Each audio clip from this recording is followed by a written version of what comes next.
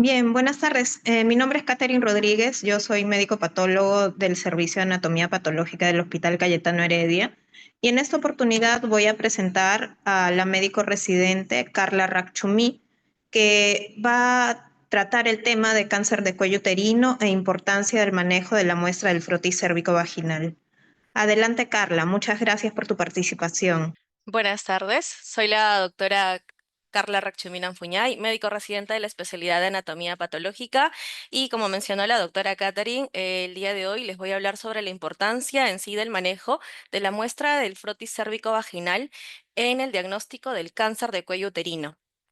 El cáncer de cuello uterino es una neoplasia que se va a originar en sí en la alteración celular del epitelio del cérvix, que se va a manifestar inicialmente a través de lesiones precursoras de lenta y progresiva evolución. Estas lesiones pueden ser desde atipia hasta lesiones ya de alto grado y en su progreso y en su progresión en sí a un carcinoma in situ, confinado en la superficie del epitelio o ya a un cáncer invasor, cuando ya éste rompe la membrana basal e ingresa hacia el epitelio. El 95% de esta patología está causada por el virus papiloma humano. Epidemiológicamente vamos a ver de que se han reportado 604.127 casos nuevos de cáncer de cuello uterino a nivel mundial, donde la incidencia elevada se encuentra más en Latinoamérica y el Caribe. En sí es el cuarto cáncer más frecuente en mujeres de todo el mundo, ya que se ha producido en sí una mortalidad de 311.365 muertes anuales en el mundo registradas. La mayoría de las pacientes van a tener entre 40 y 54 años de edad y en el Perú se registra aproximadamente que cada 5 horas hay una muerte de una mujer por este diagnóstico de cáncer de cuello uterino. Y para detectar en sí esta patología, vamos a hacer uso de un examen del Papa Nicolau, que también es conocido como prueba PAP o citología cervical. En sí, este es un estudio médico preventivo que se utiliza para detectar células anormales en el cuello uterino con el fin de identificar las lesiones precancerosas.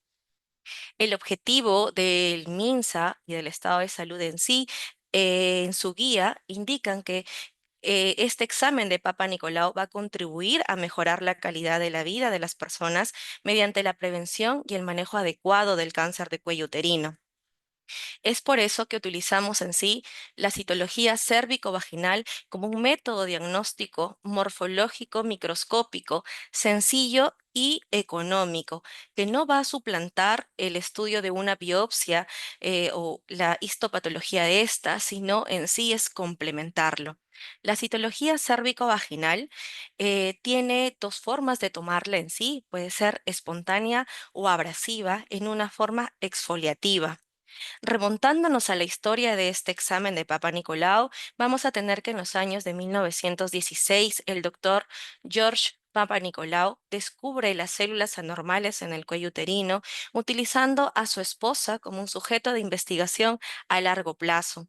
El doctor Papa Nicolau logra aislar estas células cancerosas y comienza a estudiarlas en forma sistemática, tomando esta muestra del cuello uterino y extendiéndolas en un portaobjeto para luego mirarlas en el microscopio.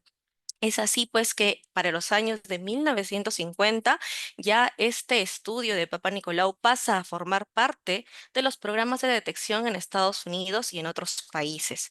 Y es así que ya para 1980 se ve el impacto significativo de la reducción de este cáncer a nivel mundial. Vamos a ver que tenemos dos tipos de muestra, una tanto convencional, que es la clásica de la toma del Papa Nicolau, y la otra en base líquida.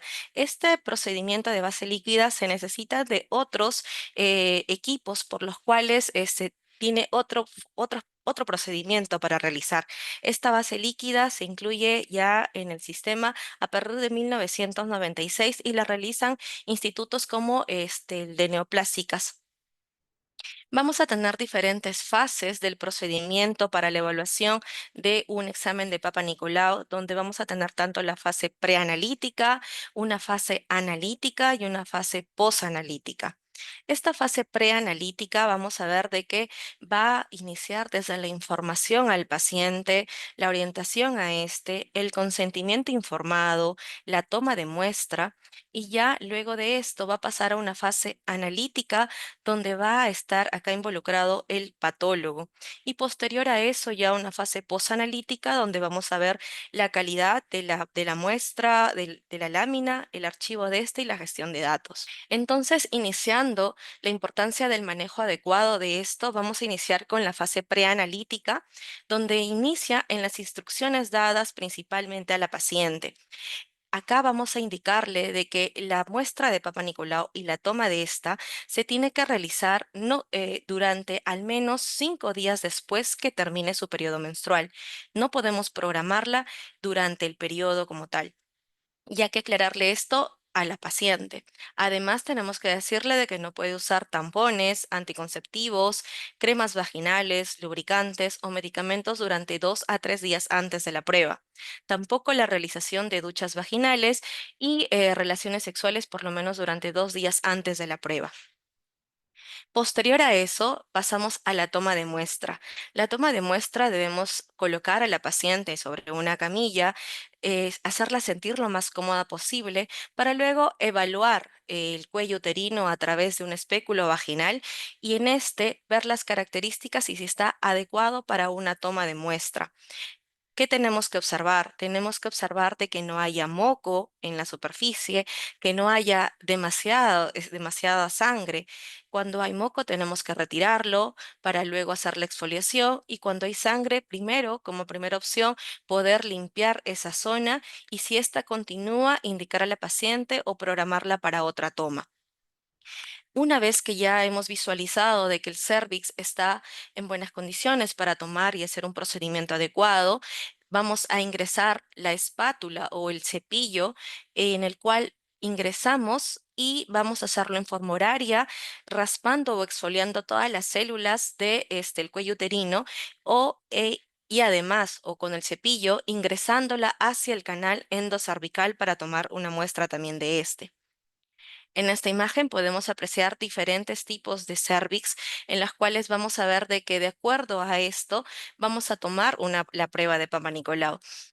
Con la espátula, con el cepillo, realizamos la toma en las áreas que más nos llaman la atención, en las blanquecinas, en las rugosas, en las que presentan nodulaciones y tenemos que tener bastante cuidado cuando ya la neoplasia es muy evidente macroscópicamente, en la cual realizar la exfoliación de estas células sin evitando el sangrado para así no contaminar nuestro cepillo con estas muestras.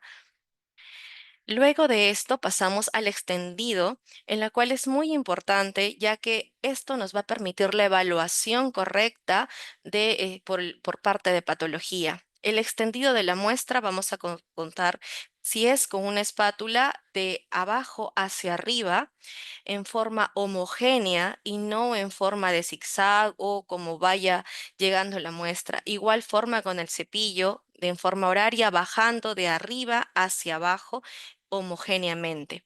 No podemos dejar una lámina como se encuentra en la forma X en forma de circular o en forma de zigzag. Tampoco tenemos que presentar una muestra en forma fragmentada, ni que esté cubierta por sangre o con escasa cantidad de células o que cubra los datos del paciente. Tenemos que recordar acá que lo que hemos cepillado o lo que hemos exfoliado solo será evaluado el 20% en la lámina que estamos colocando. Todo el extendido solamente es el 20%, porque el 80% de células se quedan en el cepillo y esas no son evaluadas y esas son desechadas. A diferencia de la base líquida, el cepillo donde se ha exfoliado sí se va a colocar en la base, en el líquido para base líquida y esta sí se va a permitir el procesamiento del 100% de estas. Pero en un extendido convencional de Papa Nicolau no. Por eso es muy importante realizar que este extendido sea bueno, homogéneo y que no tenga grumos, ni sangre, ni moco. Después de ya de realizar este extendido, vamos a fijar inmediatamente la muestra en alcohol al 96 grados o en un sitio fijador. No se puede utilizar aerosoles, no se utiliza secado al aire y tenemos que mantener esta muestra en alcohol mínimo de 15 a 30 minutos para después hacer su manipulación. A diferencia con el sitio fijador, esta sí, este es el fijado inmediato, pero tenemos que dejar reposando la lámina por lo menos 10 minutos para luego colocarlas en el portaobjeto de láminas y así poder ser trasladada hacia el servicio de anatomía patológica correctamente identificado. Luego, ya en el laboratorio y en anatomía patológica, lo que vamos a realizar es la fase analítica. Esta fase analítica, una vez que se está recepcionando el registro de láminas, va a ser teñida y coloreada. Vamos a utilizar hematoxilina, orange y eosina, el cual la hematoxilina nos va a permitir pintar los núcleos, el orange y la eosina nos va a permitir teñir el citoplasma. Y de acuerdo con esta coloración vamos a poder tener diferentes resultados en el cual vamos a pasar al análisis. La fase analítica vamos a tener de que tenemos dos tipos de muestra ya, una que puede ser satisfactoria y otra que es insatisfactoria. Esto ya es netamente del estudio del anatomopatólogo, en la cual cuando llamamos a una muestra satisfactoria, vamos a ver de que tenemos la gran cantidad de células epiteliales visibles acompañada de grupos de células glandulares o metaplásicas. Estas deben de corresponder aproximadamente más de 8.000 a 12.000 células epiteliales visibles en un fondo limpio que me permitan a mí dar un diagnóstico correcto.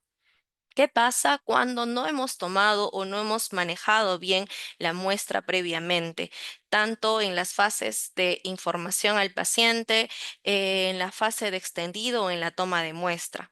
Vamos a tener de que si, por ejemplo, se realiza un cepillado a través del canal endocervical, solamente de vamos a tener escasas células escamosas y gran cantidad de células glandulares. Eso no nos va a dar en sí un diagnóstico adecuado.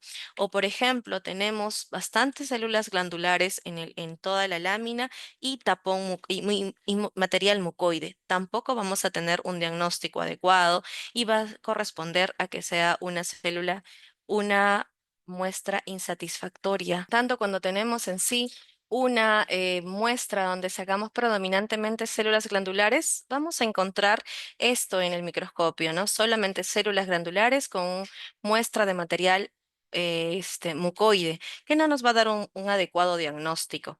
Además, podemos ver también de que si hemos tomado en otro periodo la muestra, vamos a encontrar extendidos con mucha sangre, el cual tampoco nos va a permitir ver y visualizar las células escamosas o las células epiteliales, que es lo que nosotros vamos a tener en cuenta para un diagnóstico del paciente, ¿no? Entonces acá en estas láminas, en estas imágenes, podemos observar que hay demasiada sangre que cubre estas células epiteliales. También tenemos acá una muestra de citólisis extensa, que en sí es se rompe o se fragmenta en sí las células, y estas se dan dentro del ciclo normal de una mujer. Y cuando se realiza la toma, generalmente en la segunda mitad del ciclo, vamos a visualizar eso también en el microscopio. Por eso es importante indicarle a la paciente cuándo es el momento adecuado para su toma. Además, cuando esta muestra, cuando se toma la muestra y se deja secando al aire o la muestra es escasa, vamos a tener artefactos, uno en la fijación y dos en la estructura que vamos a tener nosotros visualizando al microscopio. Como por ejemplo en estas imágenes vamos a ver de que los núcleos se encuentran vacuolados, como también en esta, ¿no? Donde la arquitectura y no podemos distinguir exactamente dónde terminó una célula, se encuentran sus núcleos con una cromatina con grumos o huequitos que llamamos vacuoladas y que no nos va a permitir dar un diagnóstico adecuado. A esto nosotros llamamos que es una muestra mal fijada y se nota en el microscopio cuando cuando pasa esto. En la otra imagen podemos ver de que, por ejemplo, solo se ha realizado la toma o la exfoliación del tapón mucoso, en la cual lo vemos prácticamente extendido en el microscopio y no nos permite visualizar células escamosas o escasas células glandulares. Y eso también sería una muestra insatisfactoria.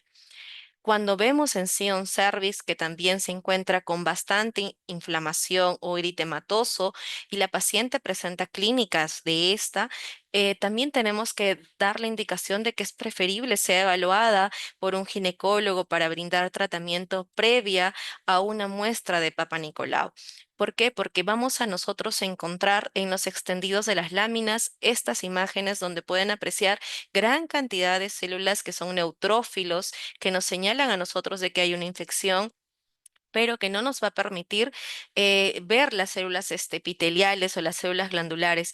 En sí, recordar de que la toma de Papa Nicolau es un procedimiento, un screening que nos va a ayudar a dar diagnósticos de lesiones de bajo o alto grado. Entonces, tener esto no nos va a permitir dar un diagnóstico adecuado. Posterior a la evaluación de un extendido de lámina o de Papa Nicolau, vamos a tener diferentes diagnósticos que pueden incluir desde un estudio normal que se va a reportar como negativo para malignidad o negativo para lesión intraepitelial, hasta estudios en sí de la normalidad de las células epiteliales, desde lo más básico donde podemos encontrar células escamosas atípicas o ya lesiones escamosas de bajo o alto grado hasta de un carcinoma escamoso. Asimismo, también anormalidades de las células glandulares, que va a incluir también atipia de estas células glandulares hasta ya adenocarcinoma u otras neoplasias malignas que pueden estar acompañándose, como por ejemplo un carcinoma de endometrio, donde también podemos ver en el Papa Nicolau extendidos de estas células endometriales, ¿no? También se ha dado y también se tiene que reportar. Una vez que tenemos el examen de Papa Nicolau como resultado, vamos a tener diferentes panoramas, ya que son manejos en sí posterior a este. El tamizaje en mujeres de 30 a 49 años con un Papa Nicolau positivo se recomienda realizar, de acuerdo a la capacidad resolutiva del establecimiento de salud, una prueba molecular para detección del VPH, para ver de qué tipo de virus de papiloma humano nos estamos enfrentando, a los de bajo grado o a los de alto grado. Una vez que tenemos este resultado de prueba, vamos a tener que es un resultado o negativo o un resultado positivo. Si es un resultado negativo, se va a realizar el seguimiento con una prueba molecular cada 5 años y su prueba de Papa Nicolau acompañando. Además, si las mujeres tienen resultado positivo y una colposcopía negativa, se va a realizar el control al año con una nueva prueba molecular y también anualmente su Papa Nicolau. Por otro lado, tenemos de que si la prueba es positiva y la inspección visual con ácido acético en este mismo rango de mujeres de 30 a 49 años, cuando no hay disponibilidad de prueba de BPH, vamos a tener que, si la inspección visual con ácido acético o el IVA es negativo, se realizará un tamizaje cada 3 años. Y si esto es positivo, ya será evaluado ginecológicamente para ver una terapia a la cual corresponde de acuerdo al diagnóstico. Entonces, tenemos en sí que el cáncer de cuello uterino, ya llegando a las conclusiones de este tema, es la segunda neoplasia femenina más frecuente después del cáncer de mama y es la patología más prevenible a nivel mundial. La gran mayoría de los carcinomas escamosos del cuello uterino, como les había comentado, se producen del 90 al 95% por el virus papiloma humano y como les comento es en gran medida prevenible. La prueba de Papa Nicolau sigue siendo el examen de screening por excelencia para la detección temprana de las diferentes lesiones intraepiteliales. La introducción en sí de los programas de detección en los últimos años han sido de suma importancia para la disminución de la morbimortalidad, así como también la vacunación contra el VPH. y el manejo adecuado de la muestra de Papa Nicolau, desde las indicaciones a la paciente, que son básicas y fundamentales, hasta la evaluación por anatomía patológica, pasando por una adecuada coloración, sin tener también artefactos en esta, es fundamental para dar un diagnóstico correcto que sea beneficioso para la paciente. Y recordar que el examen de Papa Nicolau a nivel de Perú lo podemos realizar en diferentes lugares del país. Como les había comentado, es muy económico y es muy accesible a realizar porque ya se cuenta con con el equipo en los laboratorios para hacer el extendido. Así que solamente se tiene que ver y realizar un manejo adecuado de esta. Muchas gracias.